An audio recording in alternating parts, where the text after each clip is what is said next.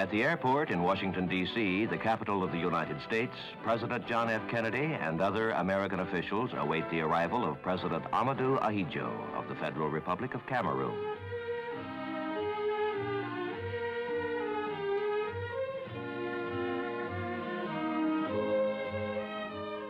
The first person to welcome President Ahidjo at the start of his official visit is President Kennedy.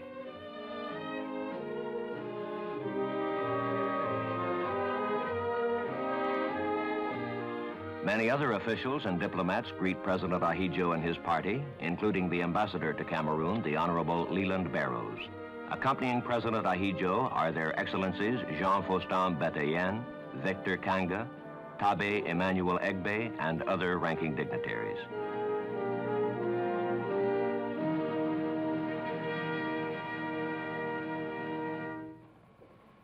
Mr. President, I want to welcome you to the United States and to this capital on behalf of the American people. I think all of us, living as we do, a great many thousands of miles from your own country, having a different history, separated in time and space, are impressed by the effort that you personally have made and your people have made to build a viable and strong economy and country. Mr. President, we're proud to have you as our guest.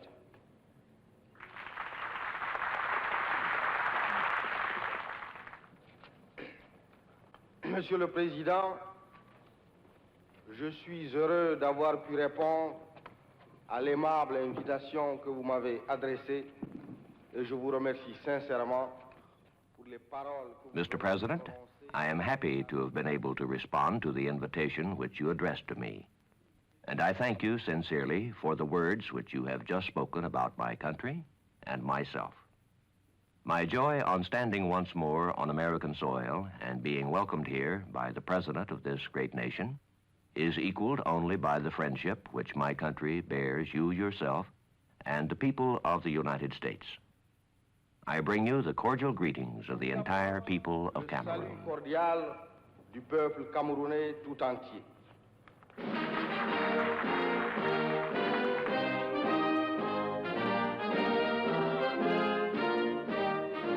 The White House, the United States presidential residence, is the setting for a luncheon in honor of President Ahidjo.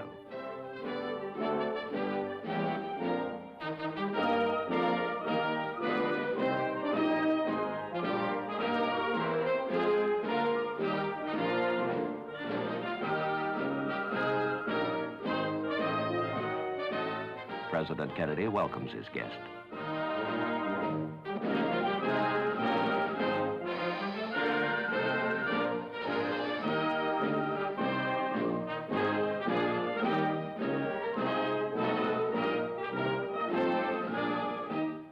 The two leaders and their advisors discuss a number of questions of mutual interest. They note with satisfaction the efforts recently undertaken to create African unity and reaffirm the many goals and ideals shared by the United States and the Federal Republic of Cameroon.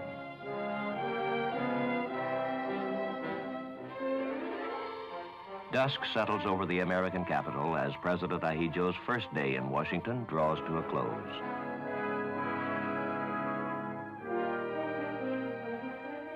Next morning, President Ahidjo's day begins with a motor tour around Washington.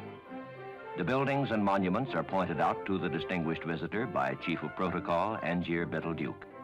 The most beautiful and most important is the Capitol, where the lawmaking bodies of the United States government hold their sessions. This monument is a memorial to Abraham Lincoln, the American president remembered for putting an end to slavery. President Ahidjo next visits the Islamic Center and Mosque. The center provides information on Muslim religion and culture. It also serves as a center for the study of Islam in the United States.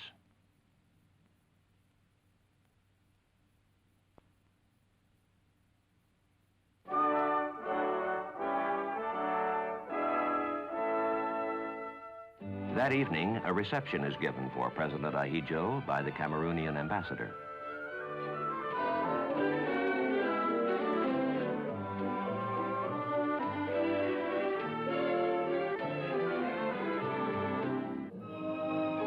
Assistant Secretary of State for African Affairs G. Menon Williams and Mrs. Williams arrived to greet President Ahidjo. They are followed by Mrs. Dean Rusk, wife of the American Secretary of State. Others present are the chiefs of diplomatic missions to Washington and high American officials.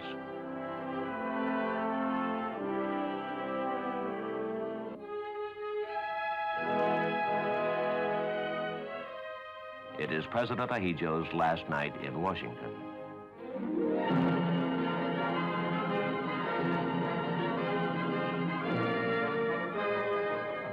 The following morning, he flies to New York, the largest city in the United States. 8 million people of every race and religion inhabit this man-made forest of towers and broad avenues.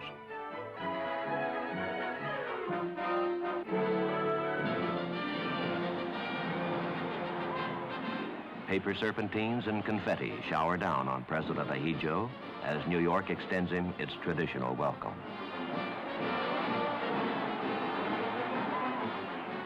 The city's multitudes show President Ahidjo the extent and the warmth of America's regard for him and for his country.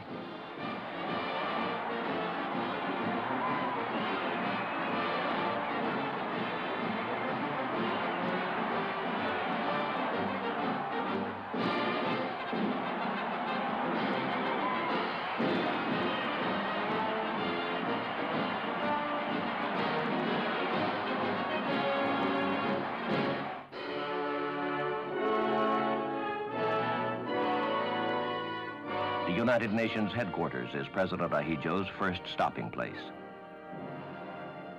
There he visits the new Dag Hammarskjöld Library, a memorial to the man who gave his life in the service of the United Nations. His host and guide is Acting Secretary General U Thant of Burma.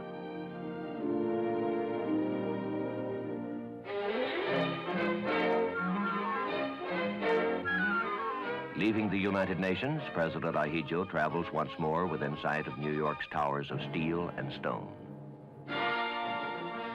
His destination is Long Island University. There he receives an honorary degree of Doctor of Laws. After the ceremony, he observes that in this age, knowledge and understanding are indispensable to everyone.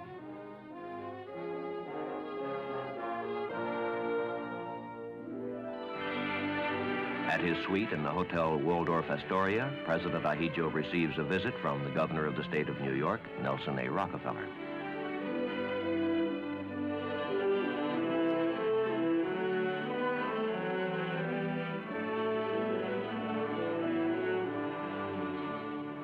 A second person of note arrives at the president's suite.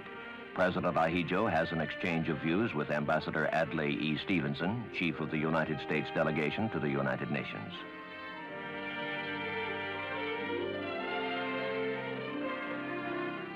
A reception is given in honor of the visitor by New York's mayor, Robert F. Wagner, and Mrs. Wagner. The mayor expresses New York's pride and pleasure in being host to the distinguished president of Cameroon.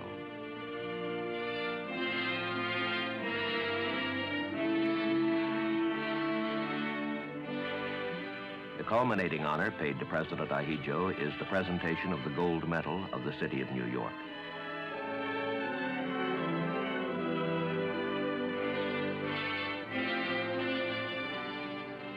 He also receives a plaque commemorating his visit to the city.